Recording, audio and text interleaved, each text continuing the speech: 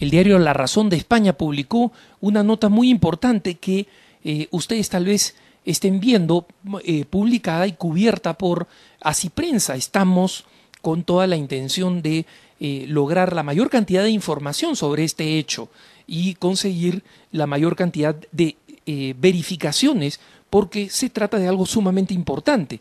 ¿De qué cosa se refiere? De la desconocida conversión cercana ya a la muerte, no propiamente in articulo mortis, pero sí cercana a su muerte, del gran fundador del Partido Comunista Italiano, el gran filósofo y teórico marxista Antonio Gramsci. Antonio Gramsci es una figura fundamental para el siglo XX y XXI.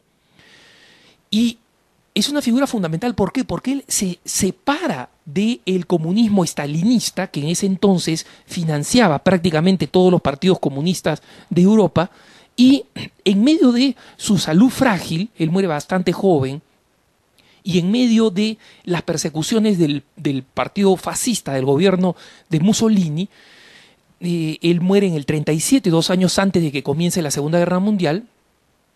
Gramsci desarrolla una teoría sumamente importante que, aunque él la hablaba para el comunismo, ha sido copiada tal cual por las organizaciones ideológicas de presión.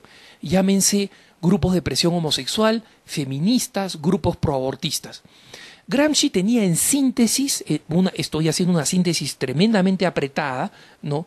Pero en síntesis decía lo siguiente: no basta con controlar las cúspides del poder político, si es que junto con el control del poder político, él como buen comunista creía en la necesidad de controlar el poder político, pero si es que junto con el control del poder político no viene al mismo tiempo lo que él llamaba la hegemonía cultural.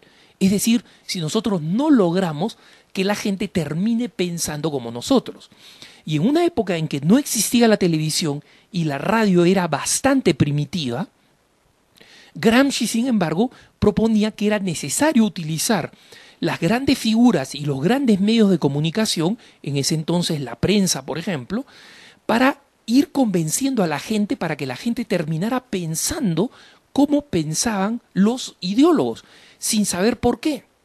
Y hoy en día, si nosotros vemos qué cosa dicen los grandes actores o actrices que salen en Hollywood, sí, está muy bien las uniones homosexuales, está muy bien el aborto, está muy bien el derecho a la experimentación con células estaminales embrionales, y en muchas de estas campañas a favor del aborto, a favor de la eutanasia, a favor de la manipulación de los embriones humanos, a favor de las uniones homosexuales equiparadas al matrimonio, siempre hay grandes figuras no solamente políticas, sino de Hollywood. Y si nosotros vemos los programas que nos llegan de los Estados Unidos, vamos a ver que en Hollywood ya ponen a personas homosexuales como modelos, las ponen en los programas, en las series televisivas como personajes simpáticos, agradables, etc.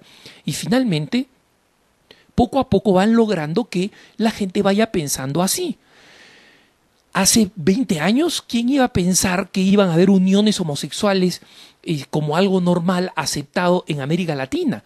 Pero hay una generación que fue educada por profesores, y el mundo académico para Gramsci era fundamental, controlar la academia, controlar la universidad era fundamental, que le van repitiendo a los jóvenes hoy en día: oye, mira, lo cool, lo que está de moda, lo correcto, lo que es más moderno, lo que es no ser una mentalidad cavernaria, es tener conformidad con el derecho de la mujer a decidir sobre su propio cuerpo, eufemismo de el aborto, igualdad de derechos por encima de las preferencias sexuales, es decir, convertir en matrimonio las uniones homosexuales, tener simpatía o compasión. Sí, pobrecitos los homosexuales, ellos nacieron así, cuando la ciencia ha demostrado hasta el cansancio que no nacieron así.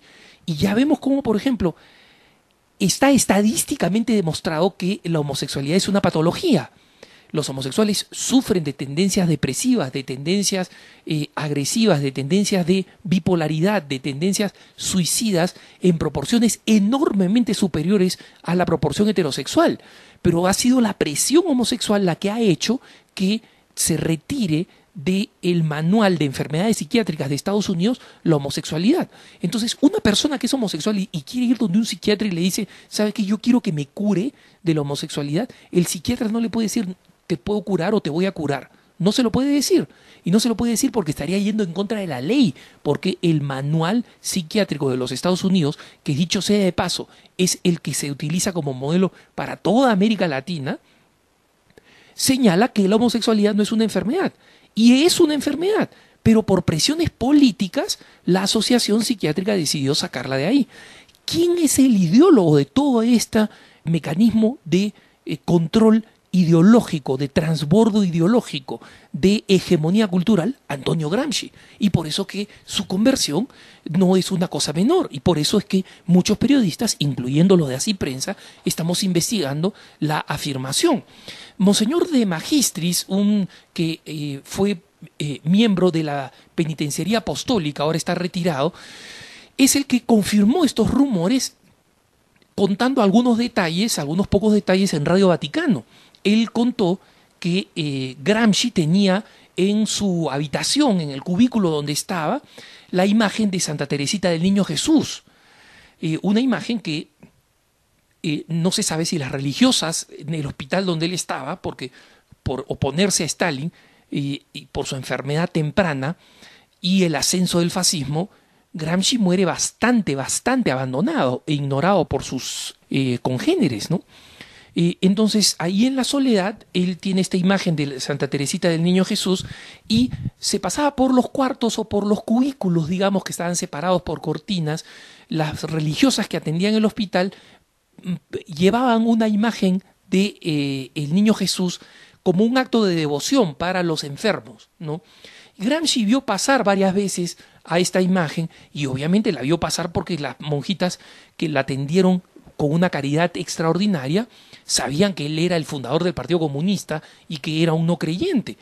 Pero en una ocasión, según nos cuenta Monseñor Luigi de Magistris, Gramsci se queja y dice, ¿por qué no me traen a la imagen? Y las religiosas con total naturalidad le dicen, ¿por qué no te la traemos? Si tú quieres, te la traemos. Entonces le trajeron la imagen, él la besó con gran unción e inmediatamente pidió recibir los sacramentos. No estaba, como digo, in articulo mortis, estaba por morir. Y su enfermedad se sabía que era de necesidad mortal, él sabía que ahí iba a morir. Pero él pidió los sacramentos, los recibió y vivió el final de su vida como un devoto católico recibiendo los sacramentos, ¿no?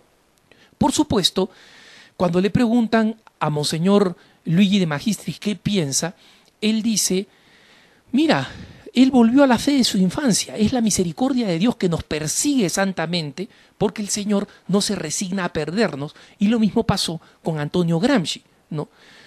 Giuseppe Vacca, que es el presidente del Instituto Gramsci, asegura que la conversión de Gramsci nunca fue confirmada, ¿no? Pero en todo caso no sería ningún escándalo ni cambiaría nada. Efectivamente no cambiaría nada porque los escritos de Gramsci son los que se siguen utilizando como manuales y no existe ningún escrito, por lo menos no conocido, en el que Gramsci se retracte de lo dicho.